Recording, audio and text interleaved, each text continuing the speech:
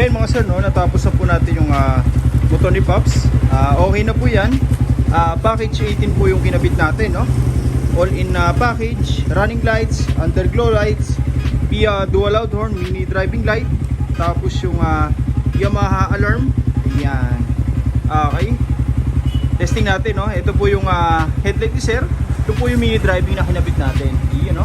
Mataas na po yung lumens yan mga sir, no? High lumens, mas matingkad po. Okay. Tapos yung busina, ito po yung stock horn. Wala pong blinker yan. Tapos sa loud horn, doon na po magkakaroon ng blinker, no? Okay. Sa loud horn mga sir, hindi lang po basta loud horn, no? Nag-install din tayo ng rapid horn. Long press na po natin itong horn switch. Yung busina ni sir, magsusunod-sunod na po. Okay. Passing light, ayan. Check natin dito, no? Sa passing light natin mga sir, hindi lang po mini driving yung ilaw, no? Kasabay po dyan yung headlight. Yan po yung difference ang gawa natin sa iba, no? Usually pag nag-passing, ang MDL lang po yung ilaw, pero dito, sabay po dyan yung headlight. Okay, yun, no? Ayan. Ang purpose natin dyan mga sir, para kung sakaling nag-high tayo ng headlight, may passing light pa rin. Okay? Nagdoon tayo ng high ng headlight, no? Pero hindi sumabay yung mini driving. Yan po yung combo lights. Kahit mag-on po tayo ng MDL, nag-passing, may ilaw pa rin po. Kahit po mag-high po tayo ng MDL, nag-passing, may ilaw pa rin po na headlight. Okay? Pag nakapatay lahat, automatic, magsasabay po yan lahat. Okay? Yan po yung combo lights natin, no? Hindi po tayo basta-basta nagtatap ng mini driving dito sa headlight, kundi naka-combos po. Okay? Ayan. Kahit nakapatay o kaya nakabukas, may passing pa rin tayo. Sa busina, ganun din po, no? Sa stock na busina, wala pong blinker yan. Para pag nagparehistro, fully stock ng busina, wala po tayong magiging violation po, no? Okay, wala pong ilaw. Yan. Tapos, running lights, ayan. Kumapasin nyo, gumagalaw po yung ilaw nya, no? Pwede po nating i-steady yan. Okay? Kahit anong gusto po nating kulay, makuha po natin. Magpalit pa tayo ng decals sa motor. Yan, pwede po, no? Tulad nito, ice blue, bagay na bagay po sa lining ng motor ni sir, no? Okay, may on-off rin po yan mga sir, no? Para po sakaling hindi po gagamitin, pwedeng patayin. Okay? Yan, no? Sa underglow, mula sa harap, sa engine hanggang sa likod, may ilaw po yan. May patayin na rin po, no? Ayan. Okay? Voltmeter ni sir, 3.0 amperes po yan, fast charging na. May digital limiter na rin para sa monitoring ng baterya, no? Tapos may patayan na rin po para in case na hindi gagamitin, pwede nating patayin tapos takpan po, no? Para hindi naabot ang tubig. Okay? Yan, no? Ngayon, demo po natin tong alarm, no? Okay? Dito, dalawang remote po yan, no? Isang main, isang spare. Ayan, dalawa po sila. Okay, kahit isa lang po yung dali natin dyan, okay lang po, no? Iwan natin yung isa sa bahay natin, okay lang po. Ayan. Auto start, dalawang pindot lang po dito sa thunder sign, no? Ayan. Pares lang po sila dito mga sir, ha? May locator lang pong itong isa, which is ginagamit sa parking lot. Pagka yung motor natin, hindi natin matandaan kung saan tayo floor nagpark, no?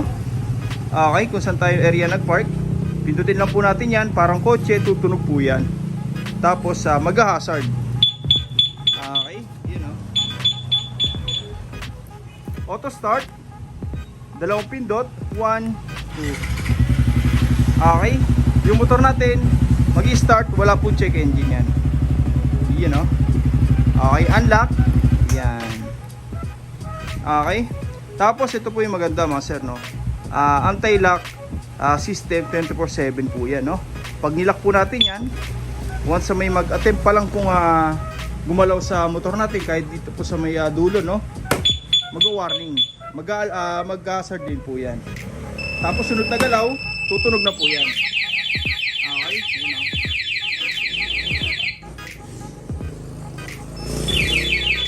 Ayan.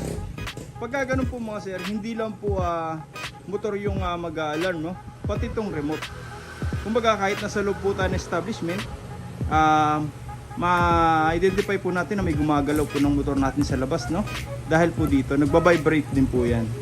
Okay? Tapos, kunyari mga sir, no? Nag-lock tayo. Tapos naiwan natin tong main remote ng motor o kaya susi po, no. Ayan, once na may mag-attempt pa lang nakawin ito, unang on pa lang, mag-a-alarm, hindi po mapaandar yan. Pati po ito mag-a-alarm mga sir. Ayan. Pagka ganun po, kahit anong gawin nila, hindi po nila mapagana yung motor nyo. Kahit may susi po sila, remote, no. Okay, ang gagawin natin para mamatay yung tunog, yung alarm, pindutin lang po natin itong unlock. Tapos start, pwede na po yan. Okay, ganun lang po kasimple mga sir. Ayan. For example naman mga sir, no, hindi natin inaasahan, biglang hinablot po yung motor sa atin, no, ng mga kawatan. Ang maganda rito, since nabubuksan po natin, na-on natin dito sa remote, pwede rin po natin patayin, no. Ayan, pagka ganon, inagaw po yung motor, bigay na po natin yung remote para hindi tayo mapano. Pag malayo na sila, pindutin po natin itong lock button, automatic po yan, yung motor natin mag-a-alarm, mamamatay, hindi na po gagana kahit may remote sila, wala na.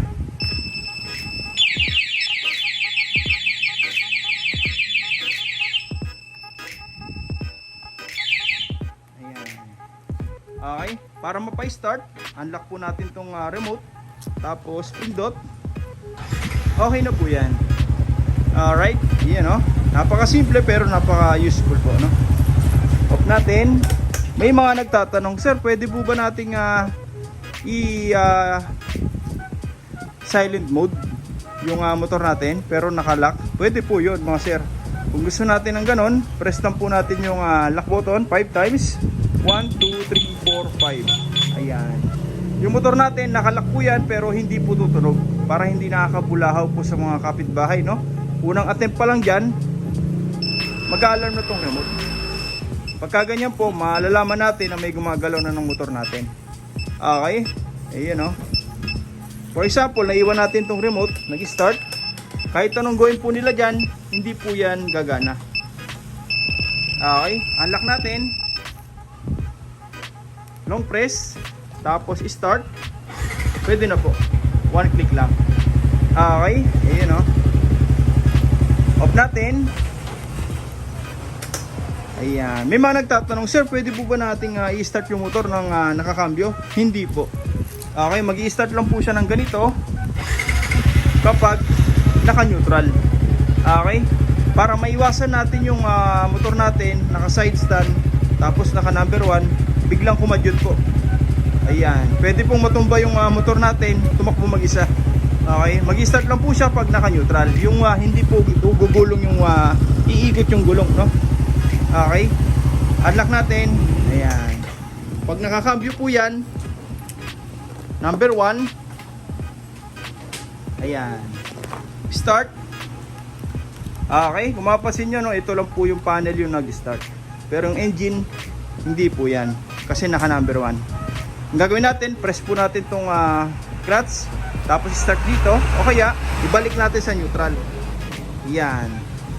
Start.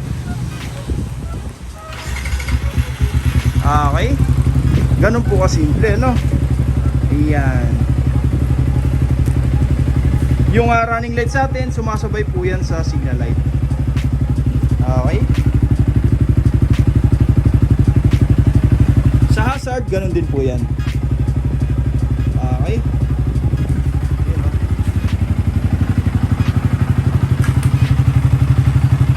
Sa mga gusto po mapagawa, no, direct message nyo lang po, MJ Works. O kaya punta na lang po kayo dito sa shop, no?